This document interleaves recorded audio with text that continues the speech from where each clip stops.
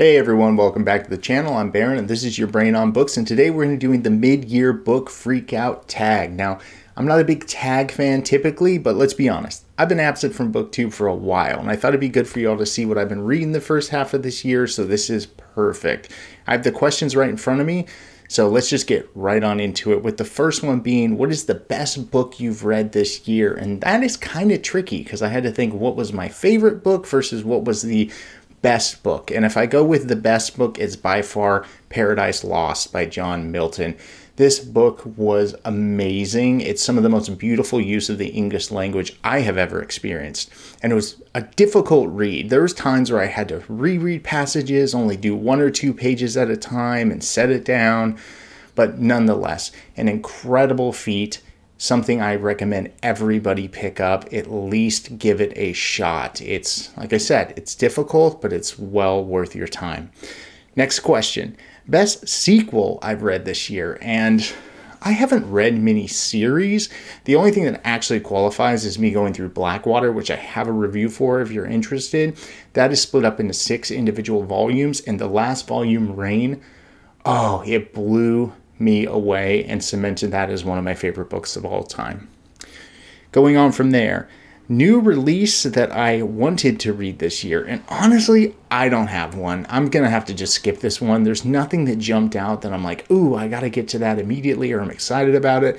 At some point, I'll pick up some of the new Sanderson novels, just because I haven't read Sanderson in like 3 years, and I used to be a big fan and kind of curious to see if I still am at this point. Going on from there, most anticipated release the second half of this year, and that's going to go to Boys in the Valley by Philip Fracassi. Now, this book has actually been out for a long time, but it was just a limited run by a specialty press, and it is almost impossible to get copies of this, and you can, but they're very expensive. So they're finally releasing a trade edition, an audiobook, ebook, all that stuff coming up really soon, and I've been wanting to read Boys in the Valley for a very, very long time, and I hear it's fantastic. So, next question. Biggest disappointment? Ooh, that's going to have to go to The Crying of Lot 49 by Thomas Pynchon. Now, Pynchon's an author I've wanted to get into for a while. He seemed like somebody that I would really resonate with me, but I got to be honest, that book, I hated it. It was so difficult to get through, and it was so convoluted at times, and I get it. I know what it's about. I know what he's trying to accomplish, but I just didn't care, and it was not for me, and it's kind of soured my interest in reading more Thomas Pynchon in the future. I'll give him the benefit of the doubt, but it's going to be a while. Going on from there, biggest surprise, and this is actually going to go to an author, which is a little unconventional, and that is William Kent Krueger. First half of this year, I read a bunch of his books. I started with Ordinary Grace, and that book was phenomenal. I love coming-of-age stories. I love Southern Gothic fiction. I love murder mysteries, and this was all of those in a beautiful, poetic format. Wonderful book, and I immediately read this Tenderland, which wasn't quite as good despite it being an award winner, but it was still a great book. So William Kent Krueger, an author I'm going to be reading a lot more of in the future. And that's going to go to new favorite author, so I'm kind of double dipping here, but that's going to go to James Ellroy. Wow. I read The Black Dahlia recently, and his writing is so punchy and direct, and it kind of reminds me of Cormac McCarthy, which is an author I really, really enjoy. It's not as florid in the prose style, but it has that like raw grittiness to a book, almost like No Country for Old Men. I thought The Black Dahlia was phenomenal. And being an LA native, I really enjoyed being in that setting and familiar streets and everything like that. It was just so cool and very well done.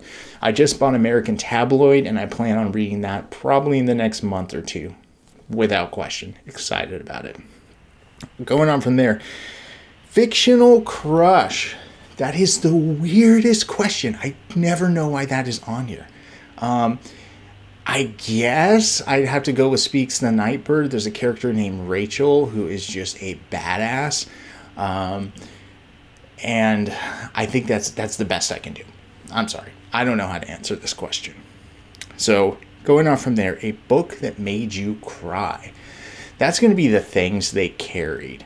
That book was just rough. It was so well done. It was a phenomenal read, but it was heavy. And there was moments in there where I was tearing up, not just once, but probably a handful of times. It's worth reading.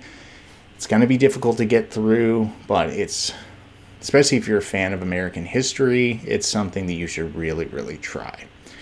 So on the flip side, what's a book that made you happy? And that's going to go to Cannery Row by John Steinbeck. That book was just funny.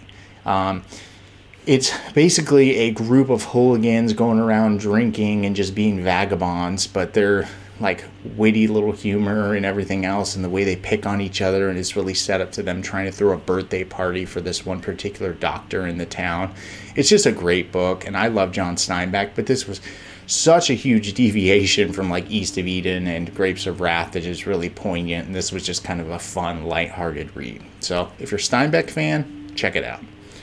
Going on from there, most beautiful book you bought this year. Now, this is almost impossible to answer.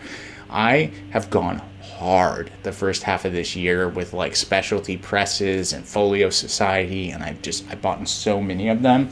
I guess if I had to pick one, I really, really like this Book of the New Sun by Folio Society. I think they did a phenomenal job with this volume, and all the artwork, illustrations, I mean, the way it's bound, everything about it is just phenomenal. And I actually got a Suntub book, which I think is of equal quality, but if there's one particular standout, it's going to go to Folio Society. And lastly, I have one book I need to read by the end of the year, and that's going to go to Holly by Stephen King. Now, I don't know if I'm that excited about it. It's not like I'm a highly anticipated release or anything, but every new Stephen King book that comes out, I read first week, no matter what. So I can put that as something I have to complete, and I absolutely will. So that's it today, guys. Thanks for coming and hanging out with me, and until next time, see ya.